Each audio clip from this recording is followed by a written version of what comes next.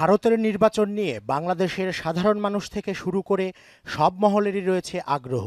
দুদেশের নির্বাচনের প্রক্রিয়া ও পরিবেশের পার্থক্য কোথায়, এমন প্রশ্ন ছিল সাবেক দুই নির্বাচন কর্মকর্তার কাছে।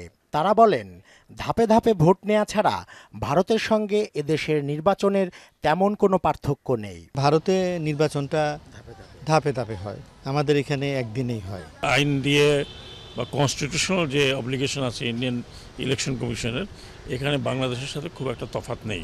এদেশের নির্বাচনী আইন অনেক বেশি শক্তিশালী হলেও প্রার্থীরা তা খুব একটা মানেন না। ভারতের প্রশাসনিক কঠোরতার কারণে নির্বাচনী নিয়ম মানার অনুশীলন হয়ে আসছে দীর্ঘদিন থেকে। ওখানে একটা পলিটিক্যাল কালচার আছে, এই পলিটিক্যাল কালচার ইলেকশন কমিশনকে হেল্প করে, জুডিশিয়ারি ইলেকশন কমিশনকে দারুণভাবে হেল্প করে। আমাদের এখানে সেটা এখনও ডেভেলপ করে নাই, যে তাদের যে মডেল কোড অফ কন্ডাক্ট, এটা কিন্তু আইনি ভিত্তি নেই, তারপরে সবাই মানে। কিন্তু আমাদের কোড অফ কন্ডাক্টে কিন্তু আইনি ভিত্তি আছে।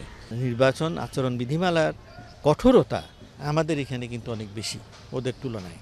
ভারতের নির্বাচনেও চলে টাকার খেলা, আছে পেশিশক্তির প্রভাব, কিন্তু সেদেশে কখনো নির্বাচনে সেনাবাহিনী নিয়োগ করা হয় না, বলেন সাবেক প্রধান নির্বাচন কমিশনার এটিএম শামসুল হুদা।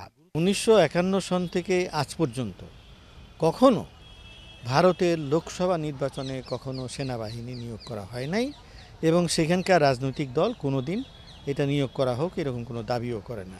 ভারতে নির্বাচন কমিশনের নিরপেক্ষতা নিয়ে প্রশ্ন ওঠে না বলে জানান বিশেষজ্ঞরা।